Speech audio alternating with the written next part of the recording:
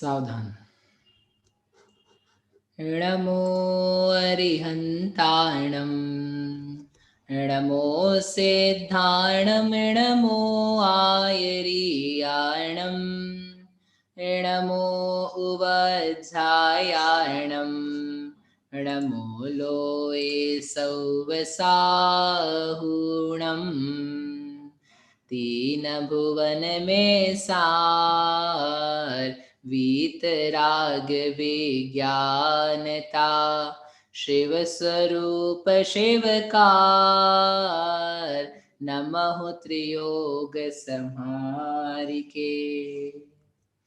परम मांगलिक ग्रंथ श्री छैडाला जी है, इसके रचयिता पंडित दौलत राम जी हैं। इसमें 6 ढालों में से 6वीं ढाल का यहाँ पर वर्णन चल रहा है, जिसमें मुनिराजों के 28 मूल गुण हैं, उनका स्वरूप क्या है वो दिखा रहे हैं।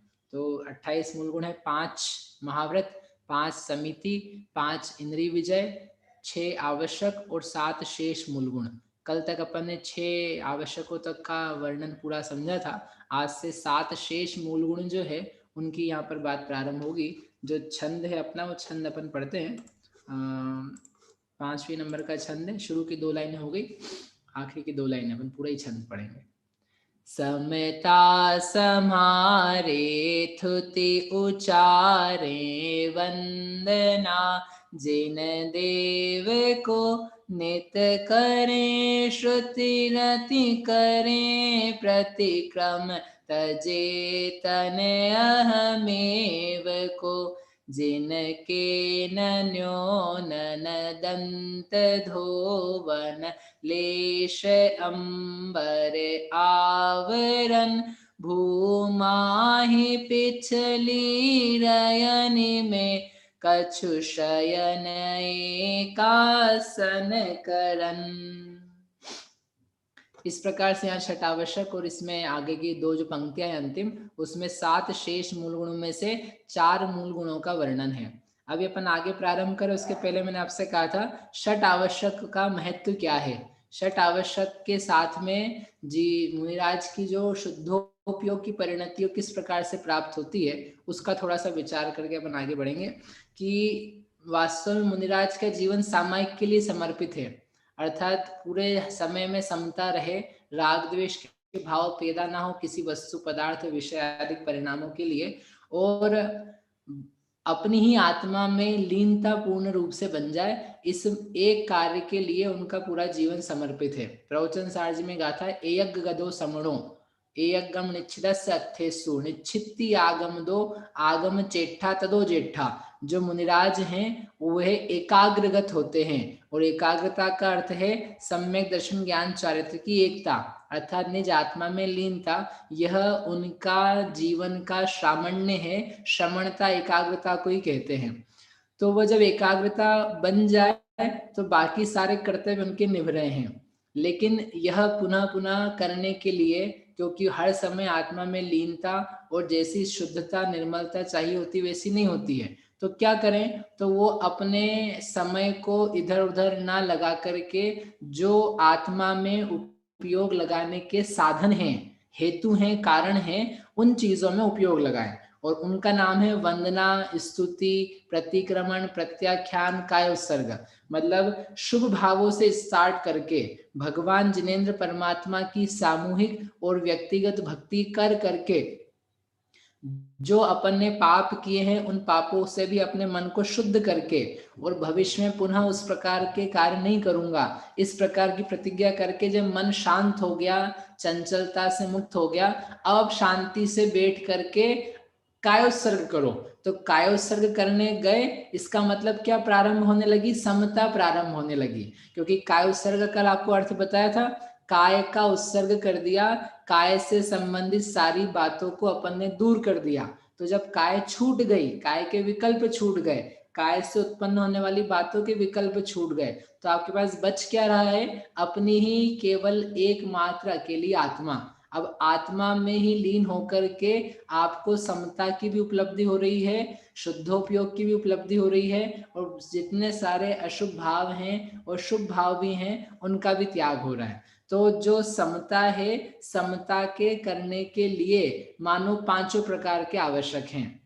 जो स्तुति वंदना है तो वो सारी की सारी बैकग्राउंड भूमि है, वार्म अप चीजें हैं, वो करके आत्मा में लीन होने की प्रक्रिया है।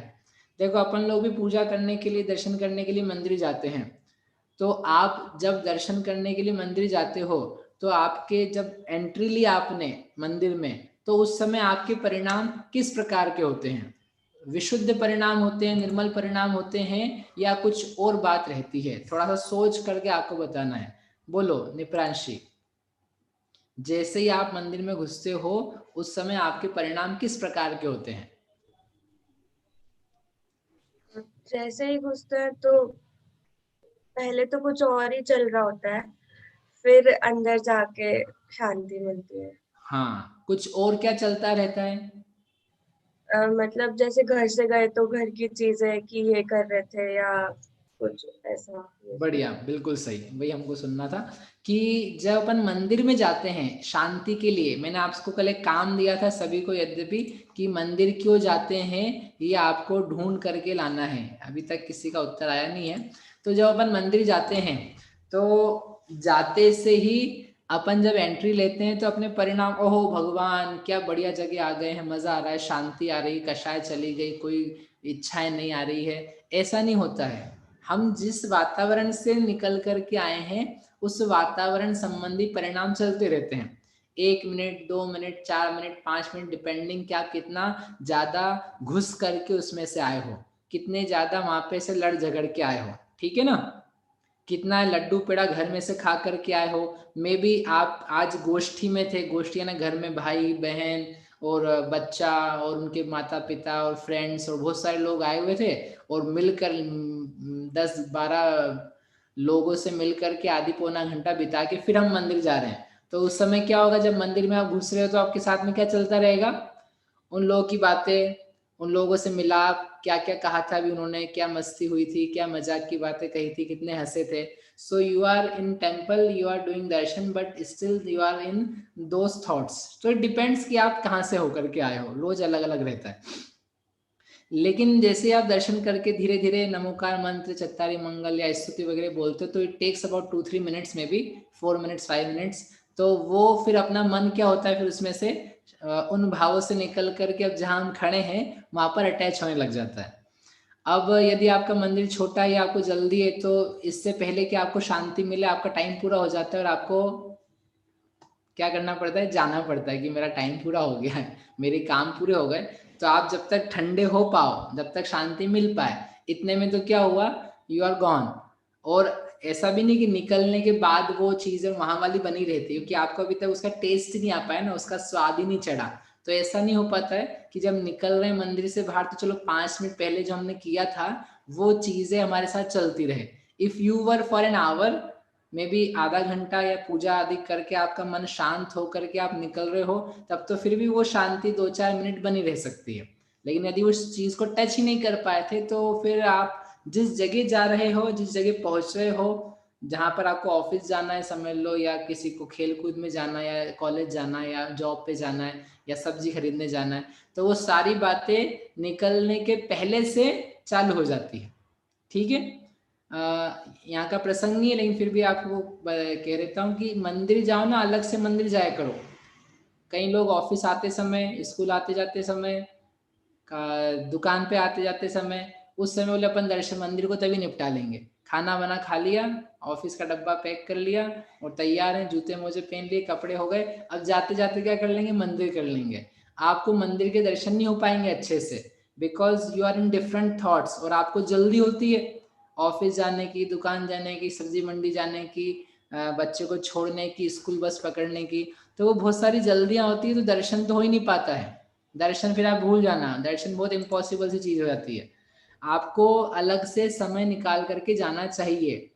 ऐसा मत कर बैठना कि अब हम अलग से नहीं जा पा रहे हैं, तो जो पहले जा रहे थे भैया आपने मना कर दिया, तब ना हम ऑफिस के टाइम पे जाएंगे और ना अलग से जाएंगे, तो छुट्टी। मैं आपको ऊंचा उठने की कह रहा हूं, नीचा गिरने की नहीं कह रहा हूं। समझ में आया योगेश जी? अलग से निकाल करके जाओ, और ऑफिस के टाइम पे चले गए बढ़िया, एक बार अलग से और भी चले जाना, शाम को, दोपहर को, सुबह, प्रातः काल, कभी जब समय मिले, तो आपको समझ में आएगा डिफरेंस क्या पड़ता है, आपके परिणामों में अंतर आता है। ठीक है, चलो, तो मेरा अभी तो यहाँ अभी छठा आवश्यक संबंधित बात थी कि जब हम मंदिर जाते हैं, जाकर के अपने परिणाम शांत होते हैं, उसके लिए 5 मिनट लगते हैं और 5 मिनट के बाद में फिर वो परिणाम आना चालू होते हैं। सिमिलरली जो मुनिराज भी हैं, तो हमको सामायिक में, समता में, काव्य सर्ग में, आत्मलीनता में आना है। तो आत्मलीनता में आने के लिए चलो बैठ जाओ और आत्मलीनता कर लो, तो बहुत सारा चीजें रहती है, वो जो हमको लोगों से बात की हुई, आहार किया हुआ, निद्रा, शयन से उठे हुए, तो बहुत सारी चीजें रहती जिसमें व्यक्ति इन्वॉल्व रहता है, चित्त उसमें घुसा, क्या कह सकते हैं, उलझा रहता है। तो ये जो षट आवश्यक हैं, उसमें से वंदना स्तुति है, वो क्या कर रही है, जगह बनवा रही है, सारे दूसरे परिणामों से चित्त को हटा करके समता को लाने के लिए अपने चतुर्विंशति स्तवन किया, तो मन अन्यत्र से हट करके जिन्हें भगवान के गुणगान में लगा, फिर किसी एक विशेष के गुणगान में लगा, फिर दोषों की याद करके हमने त्याग भी कर दिया, प्रतिक्रमण प्रत्याख्यान। अब अपने यहाँ जो मन था इधर उधर चंचलित होता हुआ, वो सब ठंडा होकर के now we are very much ready कि अब मुझे आत्मा का ध्यान, शुद्धोपयोग की परिणति सहजता से बन जाए। तो ये पांचों जो आवश्यक हैं, वो समता के लिए जगह बना रहे हैं। जैसे हमारा मंदिर का दर्शन शांति के लिए, आत्म संवेदन के लिए, ध्यान के लिए जगह बनाता है। सीधे ही आप ध्यान करने बैठ जाओ तो आपको वही विकल्प चलते रहते जहां से आए हो, लेकिन आप भगवान की पूजा पाठ स्तुति स्वाध्याय करने के पश्चात ध्यान के लिए बैठो तो आपका जो मन है वो उत्तम रीति से लगने की संभावना बहुत अधिक है। समझ में आया, ऐसा होता है कि नहीं होता है दीपाली जी? ठीक है ना? बस इसका ये षट आवश्यकों का ये आपस में संबंध है, ये मुझे बताने की भावना थी कि अपन ये समझ जाए कि केवल क्रियाएं नहीं है, ये कोई कार्यक्रम नहीं है उनका, ये स्वयं की शुद्धि के लिए ही जो शुभोपयोग का, शुभ बातों का आश्रय लिया जाता है और उसके माध्यम से अपने भावों को शुद्धोपयोग के लिए तैयार किया जाता है, ये इसकी उपयोगिता है। कोई प्रश्न है इसमें किसी का? नहीं है। अब